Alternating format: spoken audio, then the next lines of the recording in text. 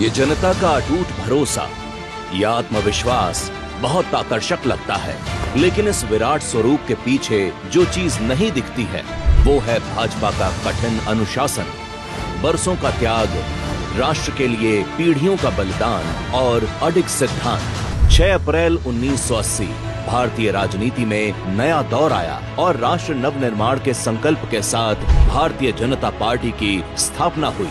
1984 के चुनावों में बीजेपी को मात्र 2 सीटें मिली। 1989 के आम चुनावों में यह आंकड़ा बढ़कर 85 तक पहुंचा।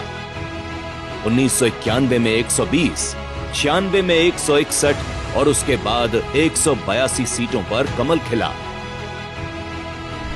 सालों के संघर्ष के बाद 1996 में 13 दिन, 1998 में 13 महीने और फिर 1999 से पूरे 5 साल भाजपा को मां भारती की सेवा करने का मौका मिला।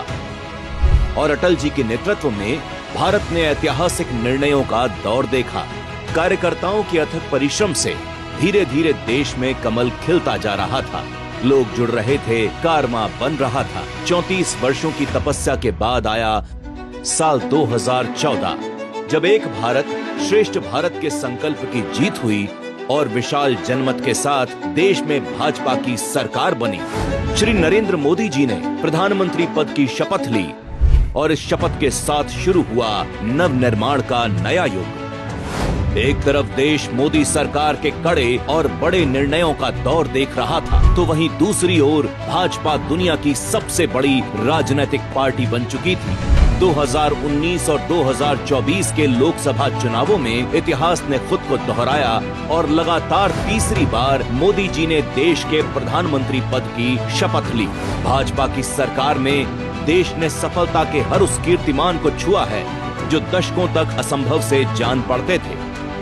कश्मीर में संविधान को बचाने से लेकर भव्य राम मंदिर के निर्माण तक भाजपा ने राष्ट्रहित के लिए अपना सर्वस्व न्योछावर करने से कभी परहेज नहीं किया।